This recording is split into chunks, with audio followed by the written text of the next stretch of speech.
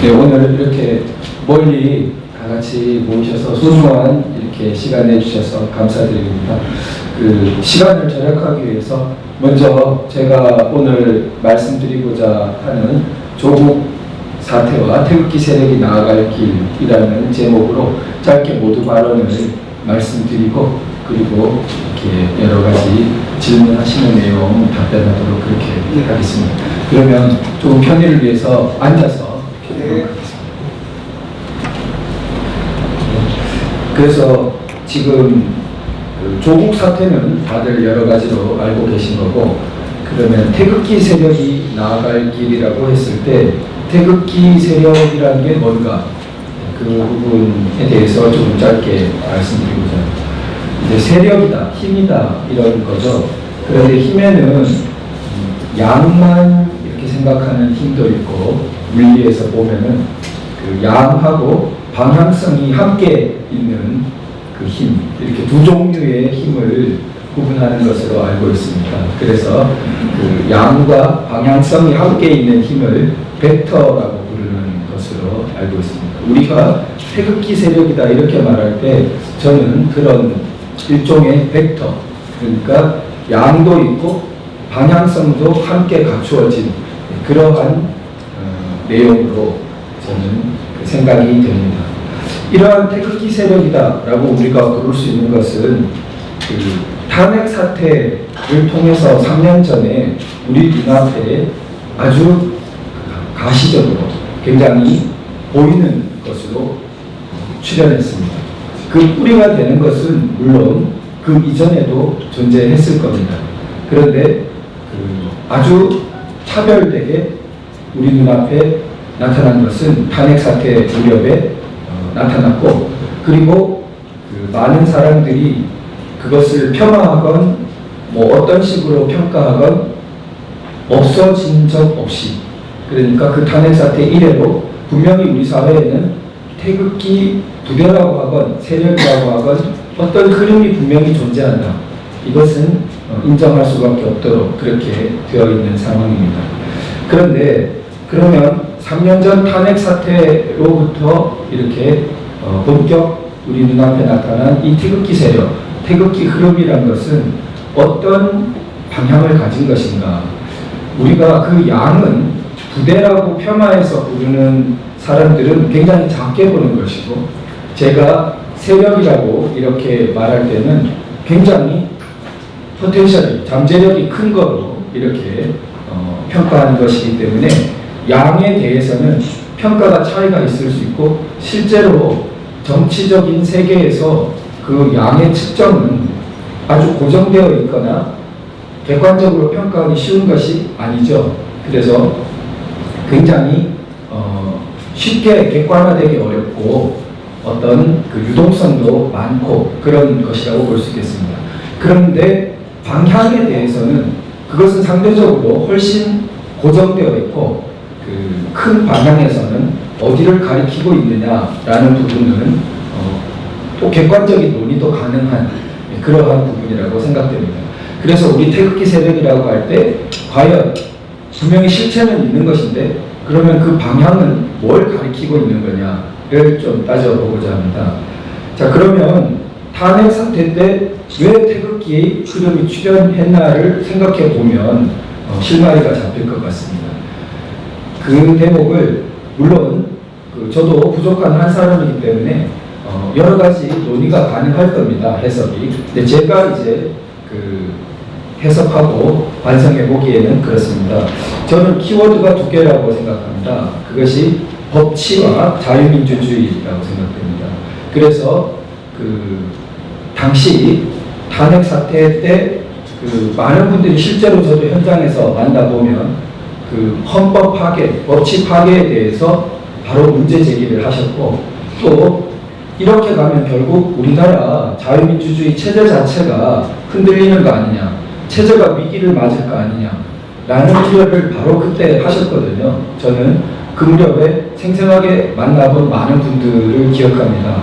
그래서 태극기 흐름, 태극기 세력은 분명히 가리키는 방향이 법치 파괴에 맞서서 우리나라의 법치 수호와 그 법치의 발전을 지향하고 있었고, 그 다음 자유민주 체제의 위기에 맞서서 자유민주 체제를 수호하고 적어도 지켜내고, 나아가서는 우리 헌법이 규정하고 있는 것처럼 자유통일까지 지향하는, 그것이 단기든 장기든 방향성 상에서는 그렇게 지향하는 그런 방향으로 볼 수 있다, 이렇게 평가됩니다. 그러면 그 태극기 세력은 지금 3년간 그 사태를 보면, 처음에 그 박근혜 대통령님에 대한 탄핵에 대해서 그 문제를 제기하면서 탄핵 사태에서 일어났고, 그리고 그 이후에 문정권이 들어섰습니다. 이제 문정권이 들어서면서부터는 본격적으로 그 문정권에 대항한, 문정권이 저지르는 법치 파괴와 자유민주주의 체제 파괴에 대항하는 운동으로 나아갈 수밖에 없었죠. 그래서 태극기 그 세력이 문정권 들어선 뒤로는 일종의 당연히 문정권에 맞서는 거대한 흐름으로 계속해서 이렇게 싸워왔다고 볼 수 있겠습니다. 그리고 이런 단계를 거친 다음에 지금 가장 최근에 조국 그 사태로 크게 지금 전선이 형성되었는데, 조국 사태는 굉장히 분수령이 되는 사태 중에 하나라고 생각이 됩니다. 왜냐하면 지금 그렇게 많은 무리가 있음에도 조국을 끝내 그 임명을 강행한 데에는, 신동아 같은 데서 기사도 나지만 그 조국과 문재인은 굉장히 운명 공동체처럼 이제는 얽혀서 도저히 포기할 수 없는 지경에 가까웠기 때문에 그 임명을 강행한 부분이 있다는 그런 측면이 다는 아니더라도 분명히 그런 측면이 존재하고, 그런 현상을 만들어낼 정도로 조국과 문재인에게는 상당히 공유되는 부분이 많기 때문에 그런 현상이 나타났겠죠. 자, 그래서 조국이 보여주고 있는 온갖 가지 측면이 있지만 크게 두 가지로 대별해 보면, 국회 청문회에서 사회주의자라고 공언한 측면이 있습니다. 이 지점을 문재인이 굉장히 공유하기 때문에, 그 부분에 강한 공감을 갖고 있기 때문에 지금 두 사람의 운명 공동체가 형성되는 것이지, 그 부분에서 만약 심각한 차이가 있다면 임명을 강행하고 지금까지 이렇게 계속 고집하고 있는 부분이 생겨나지 않을 것이라고 생각됩니다.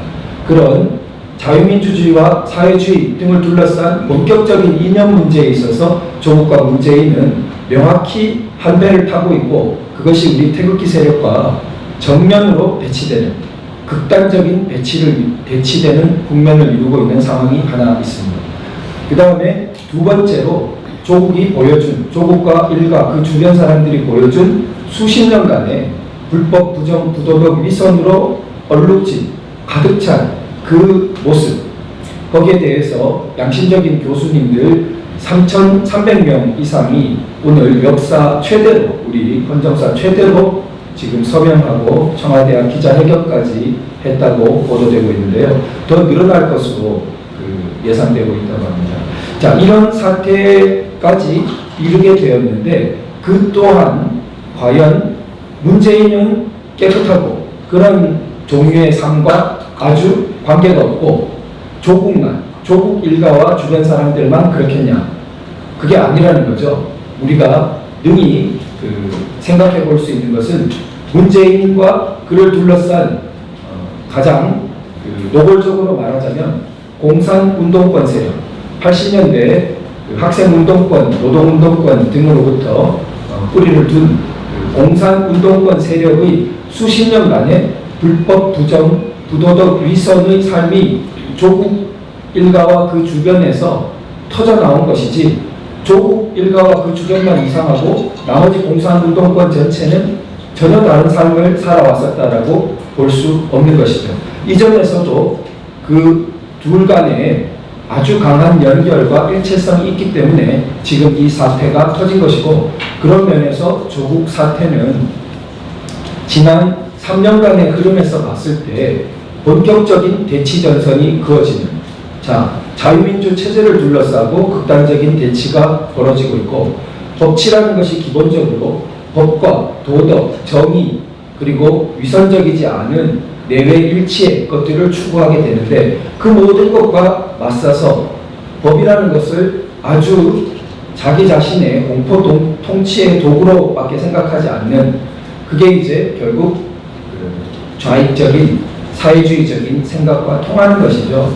그런 결국 태극기 세력이 출현했던 원점을 강하게 환기시키는 사태가 벌어지고 있다고 생각됩니다. 우리가 왜 광장으로 나왔고, 우리가 왜 3년간 이렇게 소위 피 터지게 싸워왔느냐. 그것은 우리가 법치와 자유민주주의를 지향하면서 그 파괴에 맞서서 싸워왔는데, 지금 나타난 조국 사태는 이 우리의 지향과 정반대를 가려고 하는 사람들의 노선이 노골적으로 강행되면서 충돌이 벌어진 것이라는 거죠. 따라서 조국 사태에서 대치의 주인공은 태극기 세력 때 문조일 수밖에 없는 것입니다. 그런데 따라서 조국 사태와 우리가 태극기 세력이 나아갈 길이라고 할 때, 결코 우리가 여기에 주변인적이거나 방관자적이거나 혹은 행동자 중에 부분 한 사람으로서 역할을 자의식으로 잡으면 안 되고, 이것이야말로 우리가 주역인 문제, 저 조국을 끌어내리고 조국을 인명 강행하는 문재인에게 강한 타격을 주고 문재인 퇴진으로까지 나아가는 교두보를 마련하는 그런 과제야말로 바로 태극기 세력의 문제의 핵심에 있는 것이었다라는 그런 우리 주인의식을, 그리고 그 위치를 정확하게 우리가 굉장히 살펴볼 필요가 있다, 그런 생각이 듭니다. 여기서 마지막으로 제가 말씀 하나 드리는 것은, 그런데 현재 조국 사태를 둘러싸고 보면 우리를 헷갈리게 하는 것이 있습니다. 왜냐하면 지난 탄핵 사태 때 탄핵의 법치 파괴와 자유민주 체제 위기 사태를 불러오는데 굉장히 많은 역할을 했던 사람들이 조국 공격하는데 상당히 끼어있기 때문에 헷갈리게 되는 거예요. 우리가 저건 뭐지? 이렇게 되고, 이거 우리가 이 싸움의 주인이 우리인 게 맞아? 저 사람들이 너무 많이 설치잖아. 심지어 JTBC까지 보도를, 조국 공격하는 보도를 해대고, 또 윤석열 검찰총장이나 수사팀은 당시 박 대통령 탄핵 사태 때 아주 우리가 정말 아픈 기억으로 갖고 있는 그런 검찰 행태들의 상당히 중심부에 있었던 그런 사람들이기 때문에 우리가 이걸 어떻게 봐야 되느냐 하는 문제가 있을 수 있습니다. 정치권도 하태경 의원 이런 사람들이 조국 공격하고 연일 발언을 하는데, 탄핵 사태 때 보면 그 사람은 아주 이 법치 파괴에 자유민주주의 체제 위기에 책임이 큰 사람인데, 이걸 어떻게 봐야 되나 문제가 있어요. 제가 간단히 정리를 드리면 이렇습니다. 공산운동권 두 종류가 있습니다. 그러니까 지금 현재 집권에서 문재인과 조국으로 대표되는 현재 완전히 집권한 이 한 흐름이 있고, 그리고 하태경 등처럼 보수를 표방하면서 공산운동권 출신으로 이 세력을 구축하고 계속 현재 진행 중인 그런 구주사파 출신 흐름으로 대표되는 그런 흐름들이 있습니다. 자, 지금 얘기는 굉장히 큰 흐름만 짚는 것이기 때문에 세부적인 JTBC의 제도권이나 여러 가지 검찰 내부의 또 문제나 하는 것은 강론은 많은 시간이 필요하기 때문에 제가 우선 큰 틀만 짚어서 말씀드립니다.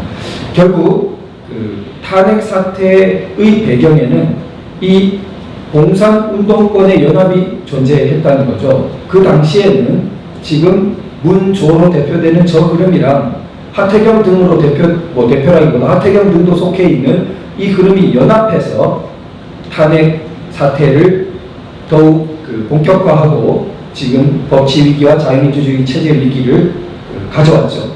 그런데 지금에 이르러서 분열됐죠. 거기가 어느 정도 그 선이 분열됐다는 것입니다. 거기서 저쪽이 다시 한번 일종의 탄핵 때 일어났던 연합을 자기들이 문조 빼고 일종의 그 연합을 해서 자기들이 다시 한번 진짜 주도권을 갖겠다라는 흐름이 어느 정도는 있는 것이죠. 그러면 우리 태극기 세력이 볼 때는 어떻습니까? 우리 태극기 세력이 볼 땐 전선이 사실은 두 개죠. 지금 앞에 1차적으로는 조국 인명 강행에 따른 조국 퇴진, 문재인 퇴진을 주장하면서 싸우는 제1전선이 있고, 제1전선에서 싸울 때 JTBC가 조국 공격하는 보도를 하지 말라고 뜯어말릴 필요는 없겠죠. 그러나 그런 보도를 한다고 해서 JTBC가 본질이 바뀌었다고 생각하면 안 되겠죠. 자, 하태경 의원 등이 지금 조국을 공격하는 말을 할 때 그 말 하지 말라고 할 필요까지는 없겠지만 본질이 바뀌었다고 생각하면 안 되겠죠. 그래서 우리는 내부적으로 제2전선을 언제나 갖고 있어야 됩니다. 잊지 말아야 하고, 그 사람들이 우리 태극기 세력처럼 우리 한국의 법치와 자유민주주의를 소중히 여겼다면 탄핵 사태와 같은 그 이후의 사태를 만들지 않았을 거예요.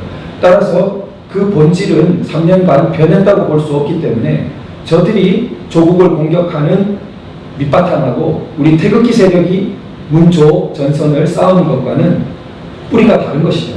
그러나 어쨌든 싸울 때 그걸 말릴 필요는 없고, 대신 내부적으로 우리는 전선이 두 개라는 그런 인식을 투철히 갖고 있어야겠다. 그런 말씀으로 마무리 짓겠습니다.